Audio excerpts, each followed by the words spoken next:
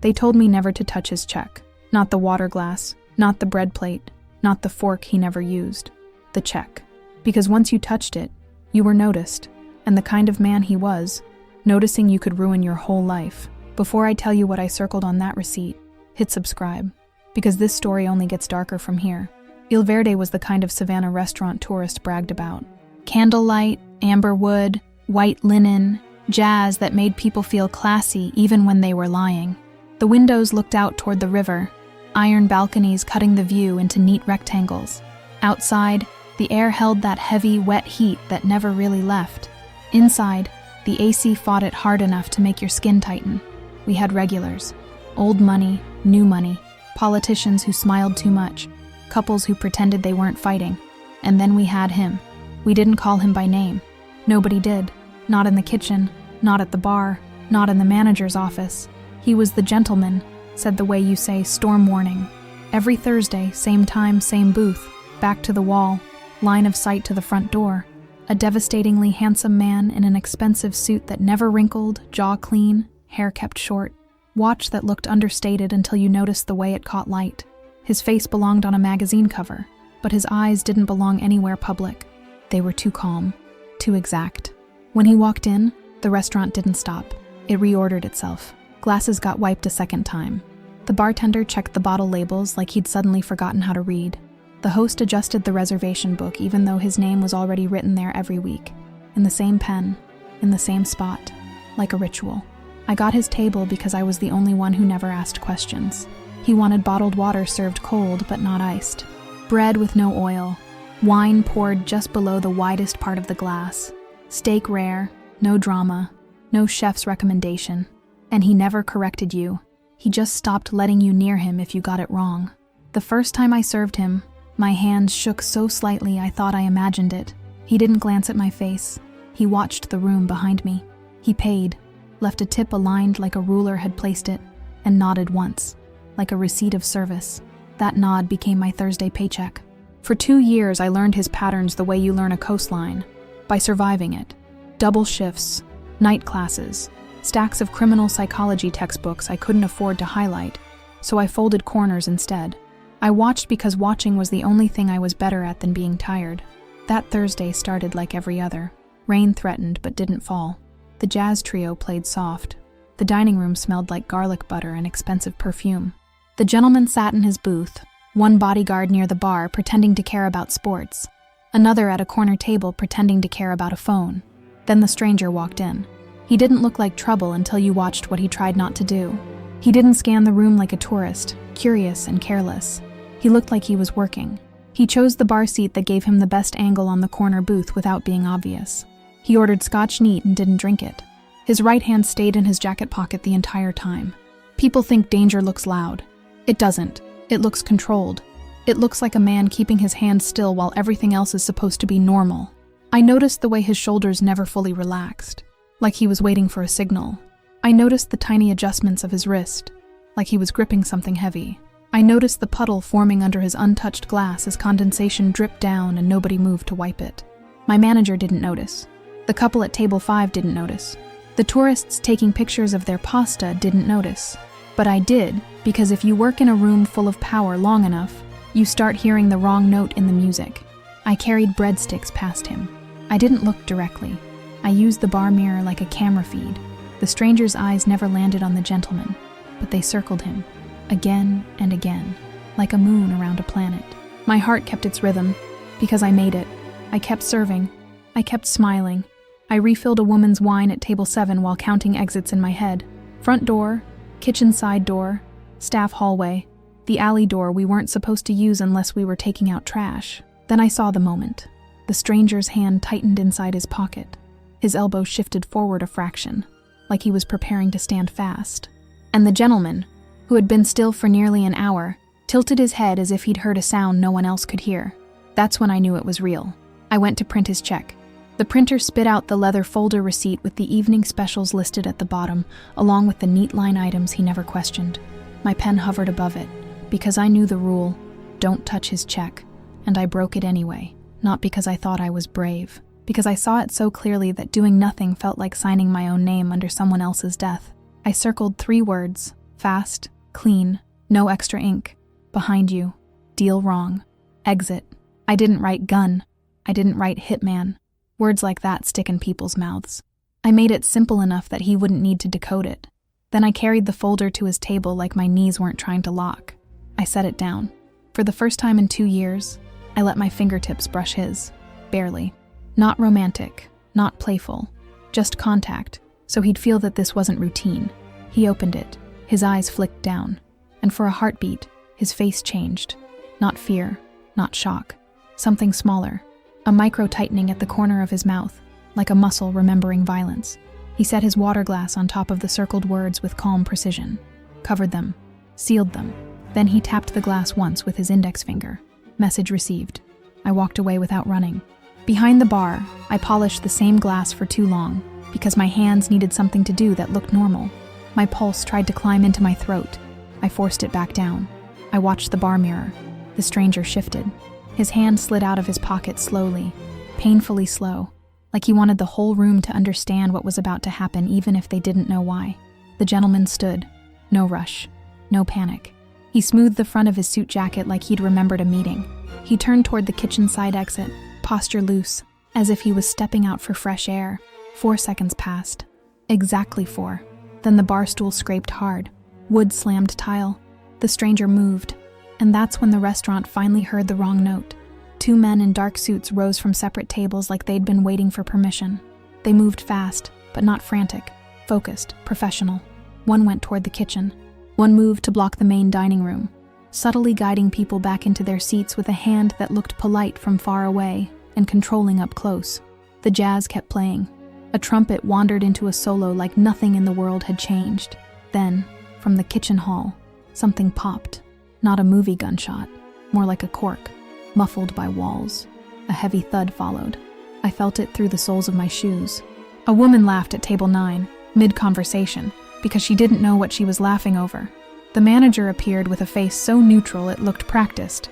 "We're closing early," he announced, voice smooth. "Kitchen incident. We apologize." Nobody argued. That's the weird part. People can sense when complaining is dangerous, even if they can't explain it. Staff moved like ghosts. Nobody asked questions out loud. We cleaned. We stacked. We pretended. I gathered my tips with fingers that weren't steady anymore. And when I walked home, Savannah looked different. Street lamps weren't romantic. They were exposure. The Spanish moss hanging from the oaks didn't look pretty. It looked like it was reaching. I kept hearing that muffled pop. I didn't take my usual route. I cut through brighter streets. I checked reflections in windows. I listened for footsteps that matched mine. When I reached my building, the lock sounded too loud in the empty hallway, like it wanted to announce me. That night, I slept sitting up with my back against the wall. A kitchen knife stayed under my pillow like a prayer I didn't believe in. Morning came like it didn't owe me anything. No police at my door, no questions, no headlines, no social posts. Savannah was busy being charming. Il Verde was closed. A printed sign taped to the door said renovations. The paper was too clean for what had happened in that kitchen hall.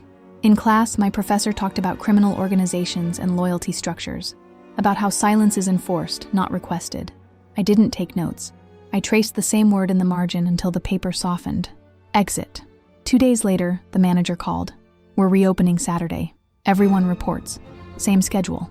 His voice stayed businesslike, like Thursday didn't exist. I showed up anyway, because what was the alternative? Not showing up felt like another kind of decision, one that could follow me. The restaurant looked the same on the surface. Fresh flowers, new polish, a different bartender wiping glasses where the stranger had sat. During my break, I opened my locker and froze. A cream-colored envelope sat on top of my apron, my name written in elegant script like it belonged on wedding invitations. No return address. Inside was a small black box and a single card. "You saw what others refused to see. Keep this. Use it only if you have to." The box held a silver keychain. Heavy. Cool. Too well made to be a trinket. One letter engraved on it. V. Not my initial. Not my name. A mark. I slipped it into my pocket without showing anyone. I didn't bring it out again. I didn't ask who delivered it. I didn't even let myself wonder too loudly. Because the real question wasn't who. It was why. An hour later, the host whispered, "His table is reserved again." My stomach didn't drop.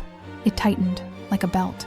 When the gentleman walked in, alive and immaculate, the room reacted the way it always did, quieter for half a second, then louder, like everyone needed to prove they weren't shaken.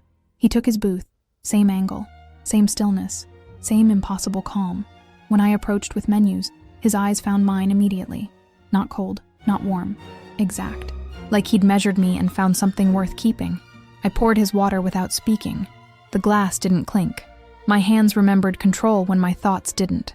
His voice, when it came, was lower than I expected. Smooth, educated. The kind of voice that could make threats sound like compliments. "Tonight," he said, "would you recommend the veal scallopini?" It was a normal question, but it didn't feel normal. It felt like a test dressed as dinner. "If you trust the kitchen," I answered, keeping my tone even. A flicker, almost a smile, hit his mouth and disappeared. "I trust you," he said, soft enough that no one else could hear, and the keychain in my pocket suddenly felt less like metal and more like a door. After that Saturday, time stopped behaving the way it used to. The days didn't feel separate anymore. They blurred into one long stretch of awareness, like my brain had turned into a security camera that never powered down. Every reflection became information. Every stranger's hands became a question. Every parked car near my apartment became a possibility. I didn't tell my roommate. I didn't tell my friends from class. I didn't even tell myself the full truth out loud. But the keychain stayed with me. At first, I treated it like a charm, something to squeeze when my chest tightened. I'd roll the metal between my fingers in my pocket while waiting for the bus, while standing in line for coffee, while walking home when the street got too empty. Then I started noticing things that made squeezing it feel less like superstition and more like preparation.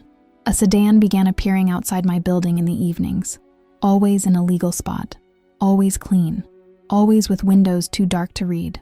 A man I'd never seen before started fixing the exterior door latch, then lingered by the cameras like he was checking angles.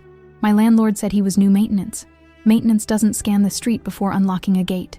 Meanwhile, Il Verde stayed perfectly fine dining on the surface, but the patterns around the gentleman shifted. More men I didn't recognize, better dressed, more quiet. They didn't watch the dining room like staff. They watched it like a perimeter. They communicated without phones. Tiny nods, a glance to the door, a hand adjustment that looked casual and wasn't. And once, when I passed behind one of them carrying a tray, he nodded to me, barely. Not flirtation, not friendliness, acknowledgement. Like, "We see you too." I tried to keep my life separate. I went to class, I turned in papers, I ran along the riverfront in the mornings. I studied in the library where there were cameras and people and noise. But even there, Detective Rowan found me. It was finals week. Students spilled out of an exam room like survivors, laughing from relief. I was still in my head, trying to file away chain of custody definitions, when I noticed him leaning against the wall, hands in his pockets, face set in that relaxed posture men practice when they want to look harmless. His badge flashed only after he'd already had my attention. "Miss Cole," he said. I stopped because pretending not to hear feels like guilt. "Yes? Couple of questions about your workplace." I kept my face neutral. My stomach didn't. "Il Verde?" He smiled like we were chatting about weather. "That's the one." My fingers found the keychain in my pocket without conscious permission. "Not sure what you need," I said. "I serve food." Rowan's eyes moved over me like he was reading margins I didn't know I had. "You work Thursdays?" "Yes." "And you serve Mr. Vale." The name hit like a door closing somewhere behind me. "So that's what we're doing now," I thought, saying it out loud where I can't deny it. "I serve whoever I'm assigned," I said. "That's a clean answer," Rowan said, still smiling. "But patterns interest me. 2 years, same man, same night, same booth. That isn't random." I gave him a look like he was wasting my time. "Regular customers request regular service. Sometimes," he said. "Sometimes regular customers don't allow themselves to be served by anyone who hasn't been vetted." There it was, the accusation that wasn't an accusation yet. Rowan stepped closer, lowering his voice without making it obvious. "There was a disturbance at your restaurant. Witnesses say it was nothing. Management says it was nothing. And yet an alley behind your building got scrubbed so thoroughly it looks new." I didn't respond. Silence is an answer too, but I couldn't give him anything better. Rowan watched my face for a crack. "Just be careful, Miss Cole. People who orbit Gideon Vale tend to either disappear or rise fast." I tilted my head. "Is there a question in there, Detective?" He chuckled without humor. "Not yet. He pushed off the wall and walked away like he'd done me a favor. My next exam felt like static in my brain. I answered questions about criminal intent while my mind replayed his use of the word orbit, because that's what it was. I hadn't entered Gideon Vale's world by being dragged into it. I'd stepped into its gravity and felt it lock. 2 days after finals, Gideon sent the portfolio. It appeared the way everything around him appeared, quietly, flawlessly, as if the universe itself complied. The host placed it beside his plate halfway through dinner and walked away without speaking. A slim leather folder, matte black, expensive but not flashy. My name wasn't on it. Nothing was. When I brought his espresso, he looked at me like he'd been expecting my reaction. "Your tuition," he said. I didn't touch it. I didn't ask. "I know," he replied. "Then why?" Gideon stirred a single sugar cube into the espresso. Slow, controlled. The spoon didn't clink. "Because you're wasting time carrying plates." I kept my tone steady. "You don't know what I'm doing." His eyes lifted. "You're studying criminal psychology." I felt my posture change before my face did. He continued calmly. "You're applying for federal internships next semester. You run the river at 6:30 in the morning. You sit in the library on Wednesdays in the back row because it gives you line of sight to the exits." My throat tightened, but I kept my voice level. "You've been watching me. I've been protecting what I owe," he said. That word again. "Oh, way." I pictured debts the way my professor described them. Currency in a world where law didn't matter. "I don't want your money," I said. Gideon's mouth pulled into the faintest curve like he found me stubborn in an interesting way. "It isn't charity." "What is it?" He leaned back slightly, suit perfect, shoulders relaxed. "Investment." The way he said it made it sound practical. Not romantic, not personal. Useful. I stared at the portfolio like it was a trap disguised as help. "How many strings?" "None that weren't attached the night you touched my check," he answered. I held his gaze. "I didn't do that to get bought." "I know," he said, and something about the quick certainty of it made my skin go tight. "That's why I'm doing this." I left the portfolio untouched on the table. And then, later that night, I found it in my locker anyway, because my choices were starting to look like suggestions. At home, I didn't open it. I put it in a drawer and pretended it wasn't there, the way you pretend you don't hear your own thoughts at 3 in the morning. Weeks passed. Il Verde stayed open. Thursday stayed his. The city stayed sunny and tourist bright like nothing ugly could live under the cobblestones. But the pressure changed. The cars parked closer. The unfamiliar faces in my neighborhood lasted longer. The sensation of being watched stopped feeling like paranoia and started feeling like pattern recognition. One night, while studying, I fidgeted with the keychain until my fingernail caught a seam. I froze. There was a hidden track beneath the engraved letter. I slid the plate sideways, and the metal shifted with a satisfying engineered click. Under the V, a number was etched into the silver. No area code, no labels, just digits, tight and precise, like they belonged to a system that didn't want to be traced. My skin went cold in a way that had nothing to do with temperature. I copied it onto a scrap of paper, then stared at it like it might move. Then I did something I didn't expect from myself. I destroyed evidence. I didn't screenshot. I didn't save it in my phone. I wrote it down, memorized it, and burned the paper over my kitchen sink until the last corner turned to ash. Because if Gideon Vale gave you a number like that, it wasn't for convenience. It was for when the rules broke. The invitation came the first week of summer. My manager called me into his office and shut the door like he was afraid the walls could repeat things. "Mr. Vale requested a private dinner," he said. "At the restaurant?" He swallowed. "At his residence." I blinked once. "He wants me to serve?" The manager didn't meet my eyes. "He asked for you specifically." My mouth went dry. "Is declining an option?" The manager's face answered before his voice did. "I wouldn't." That night, I changed clothes like I was preparing for court. Simple dress, no jewelry, hair pulled back, shoes I could move in. A black sedan picked me up at 7. The driver didn't speak. The interior smelled like leather and quiet money. The city lights slid by the window until Savannah became darkness and trees. We passed through iron gates into an estate that didn't look like the mansions you see on TV. No gold, no marble lions, just an old elegant property tucked back from the river, refined and restrained. Security cameras hidden in architecture like the house itself had eyes. Gideon waited on the veranda in rolled shirt sleeves exposing forearms that looked like they'd never had to carry trays, only decisions. He looked younger without the suit jacket, and somehow more dangerous for it, less disguised. "Thank you for coming," he said. "I was told not coming would be unwise," I replied, a faint smile. Accurate. Inside, the house held the same contradiction as him. Antique furniture, soft lighting, and modern security systems blended into the walls. Silent staff moved like they'd been trained not to exist. The dining room table was set for 2. Not a staff meal, not a group meeting. 2. I stopped. "I'm not here to serve dinner." Gideon pulled out a chair for me like a gentleman from a different century. "No." Then he said the one thing that made my blood feel like it relabeled itself. "Detective Rowan has been asking about you." I sat slowly, the keychain heavy in my pocket, the hidden number suddenly loud. Gideon poured wine himself. His interest is too specific. It suggests leaks. "I didn't tell him anything," I said. "I know," Gideon replied, immediate and certain, the way he'd said it before. If I believed otherwise, this would be a very different conversation. Staff served the first course and vanished. The air felt thick with privacy. I didn't touch the food. "Why did you bring me here?" I asked. Gideon's gaze held mine. "Because the people who tried to kill me that night learned about you." My throat tightened. "Because I warned you." "Yes," he said, like the word cost nothing. "Their surveillance captured your hand, your circles, your message." A moment passed where I tried to see a version of this that ended well. Then I asked the only question that mattered. "What do they think I am?" Gideon's voice stayed calm. "They think you're mine." The words landed in my chest like a weight. I forced air in. "I'm not. You and I both know that isn't how perception works," he said.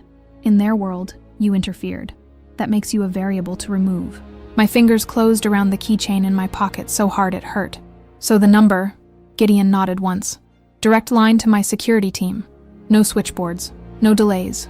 If you call it, men move." I stared at him, heat rising behind my eyes, not tears, something sharper. "I never asked for your protection." "You didn't have to," Gideon said. "Debt doesn't require permission." "And what do you want from me in return?" I asked, voice controlled, because if I let it shake, I'd hate myself. "At first," he said, "discretion. And later," his eyes held a measured honesty. "Your mind." I let out a short laugh with no warmth. "My mind." "You see things," Gideon said. "You notice patterns. You understand people. That night you saved a life with 3 circles. That isn't common." I wanted to argue. I wanted to stand and leave and pretend any of this was optional. But the house had gates. The estate had cameras. The world outside had enemies who already knew my face. "So what happens now?" I asked. Gideon's jaw tightened in the smallest way. "Now you learn how to survive being seen." A knock interrupted. A man stepped into the dining room, posture tight, voice professional. "Sir, movement at the perimeter. 3 vehicles approaching from the south access road." Gideon didn't ask who. He rose smoothly, like the news matched a schedule, and the storm outside finally did what it had been threatening all night. Rain slammed the windows. Lightning lit the river beyond the glass. Gideon looked at me once, and the calm in his eyes sharpened into something colder. "They're early," he said, and then, with the same controlled voice he used to order dinner, he gave his next instruction. "Get her out." The staff moved first. Not panicked, not loud, no shouting, no running in the hallway. Just motion. Clean, practiced, like this house had rehearsed its own emergencies the way restaurants rehearse service. The security man stepped closer to me. "Miss Cole, this way." I stood, but I didn't move yet, because in my head, the scene kept trying to become a lecture. Perimeter breach, threat response, civilian extraction. But it wasn't a lecture. It was me. Gideon's hand slid beneath the edge of the dining table, and I saw the smallest mechanical shift. A hidden latch, a compartment that belonged to someone who'd planned for this long before tonight. He pulled out a handgun like it was a pen, checked it without looking. The weapon didn't make him look like a different man. It made him look like his real job had finally shown up. On the wall behind him, a bookcase clicked. Then it moved, not swinging like a secret door in a movie, sliding sideways, smooth on a track. Behind it was a monitoring station, multiple camera feeds, angles of the gate, the drive, the trees, the river. 3 black SUVs sat outside the iron entrance. Men spilled out in tactical gear with the kind of coordination you don't learn on the street. They fanned out, using landscaping as cover, moving in pairs. The storm made everything look harsher. Rain streaked the camera lenses. Lightning turned the scene into flashes of bright and dark. Gideon watched the feeds with quiet focus. The security chief spoke again. 8 on visible approach, likely more in vehicles. Gideon didn't blink. Time to breach? 3 minutes, the chief said. The security man by my side touched my elbow. Miss Cole. I pulled my arm free before I even realized I was doing it. No. Both men looked at me. Gideon's gaze shifted. Slow. Assessing. No? I'm not hiding while your people get killed because of me, I said. My voice was steady. My hands weren't. I held them still anyway. This isn't because of you, Gideon said. It started the moment I touched your check, I shot back. You said that yourself. The security chief's eyes flicked between us like he'd never seen anyone argue with Gideon Vale inside his own house. Gideon's expression didn't change much, but something in his eyes recalculated. There's a difference between surviving and helping, he said. One requires courage, the other requires training. I stepped closer to the monitors. This part, patterns, angles, timing, this was familiar. My coursework wasn't meant for this, but my brain didn't care about intent. It cared about information. They're setting a standard perimeter breach, I said, surprising myself by how quickly the words lined up. They're assuming you'll funnel resistance toward the main entrance. They want you boxed inside. Gideon's eyes stayed on me now, not the screens. Continue. They're expecting resistance from your security, I said, not interference from outside. You want me to call the police? He guessed. Lightning flashed, and for an instant his face looked cut from stone. Involving law enforcement is messy, he said. It's disruptive, I corrected. And disruption is the point. Gideon's jaw tightened. Cardoza's men fear exposure. Exactly, I said. If you can get Rowan or patrol units moving toward this address, you don't need them to win. You need them to hesitate. The security chief leaned in. We have a burner line that can tip anonymously. Gideon stared at the screen again. Rain hammered the driveway. The men outside advanced in a staggered line, rifles angled down but ready. Make the call, Gideon said. The security chief moved instantly. Gideon pressed a button beneath the console. Somewhere in the house, something deeper than an alarm woke up. Not a siren, systems, locks, protocols. He turned to the man beside me. Protocol Exodus, East Wing funnel. Get her to the tunnel. The security man grabbed my elbow again, firmer. This time I didn't fight him, because the monitors showed the gate shudder. A breach tool hit metal. Again. The world narrowed to movement. We moved through a hallway that looked like a museum corridor. Oil paintings, antique lamps. But the floor beneath it hid a modern network. Doors unlocked in sequence. Lights shifted. The house guided us like it was alive. Gideon walked beside me, gun low, posture calm. Not because he wasn't worried, because he refused to look worried. You built tunnels under your house, I said as we descended a narrow stairwell. Prohibition, he replied. Savannah has layers. The passage below smelled like brick and damp history. Emergency lights cast long shadows. The air was cooler, closer to river temperature. Behind us, the faintest sound, distant, muffled, like furniture being moved. Then a sharp crack that might have been glass. My chest tightened, but I kept walking, because stopping didn't help anyone. We reached a steel door that opened onto a boathouse. Rain blew in sideways. An unmarked vessel waited in the slip, engine already humming. A man at the helm with a hood pulled low. Gideon guided me onto the boat first, hand firm at my back. I felt the controlled strength in his grip. Not rough, not gentle, certain. As we pulled away from the dock, sirens began to wail in the distance. Blue-red lights flashed through the rain beyond the tree line.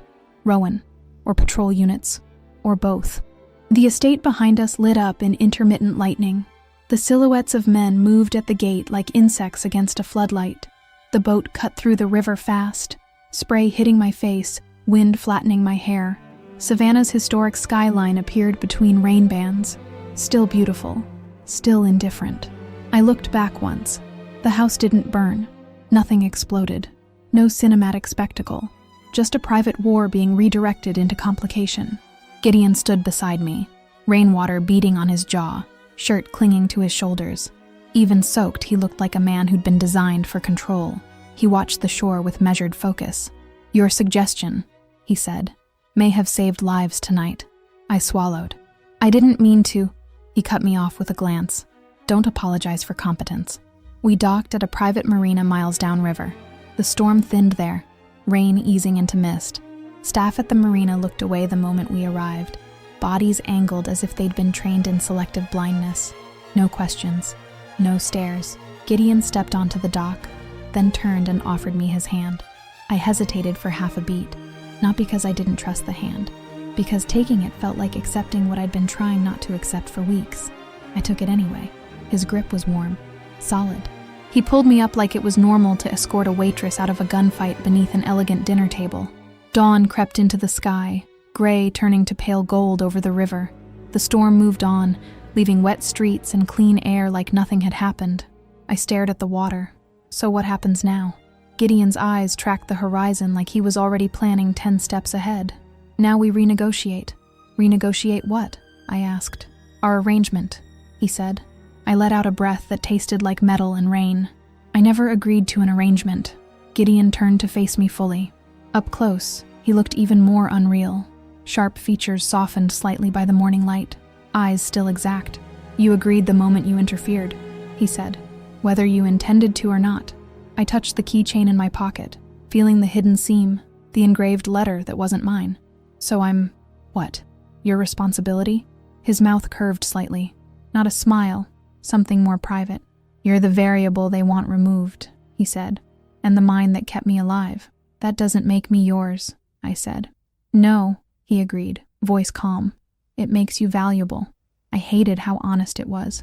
I'd spent 2 years studying theories, loyalty, coercion, moral injury, cognitive dissonance, words that felt clean on paper. None of them prepared me for standing on a dock at sunrise realizing my life had split into before and after a pen stroke. Sirens had faded behind us, swallowed by distance. If Rowan was at the estate now, he would be seeing things he couldn't unsee. And if Cardoza's men were smart, they'd disappear before getting pinned, which meant they would try again later, cleaner, quieter, more patient. I looked at Gideon. What do you want from me? He didn't rush his answer. Right now, he said, you stay alive. You keep going to school. You don't change your routines without telling my people. You call that number the moment anything feels wrong. And later? I asked. Gideon's eyes held mine like he was choosing how much truth I could survive. Later, you decide who you are, he said. The student who puts men like me in prison, or the woman who learns how power actually moves. My throat tightened. You make it sound like I have choices. You do, he said. They're just expensive. A car approached the marina. Quiet, black, clean. The driver got out and opened the rear door without looking at me. Gideon angled his body slightly between me and the car, not hiding me, just positioning, protection as habit. He leaned in close enough that only I could hear. You saved my life with 3 circles, he said. Tonight you saved more than one. I stared at him, a question stuck behind my teeth. He answered it anyway. That changes the way I pay my debts, Gideon said. He stepped back and offered his hand again, like this was just another Thursday, like the world wasn't rearranging itself around a waitress who should have kept her pen off a stranger's check. I took his hand, and as the car door closed behind me, the keychain in my pocket felt less like a warning and more like a promise I hadn't agreed to make. If you want the rest of this story, because what Rowan discovers at that estate turns everything upside down, tell me where you're watching from, and keep your eyes on the next chapter.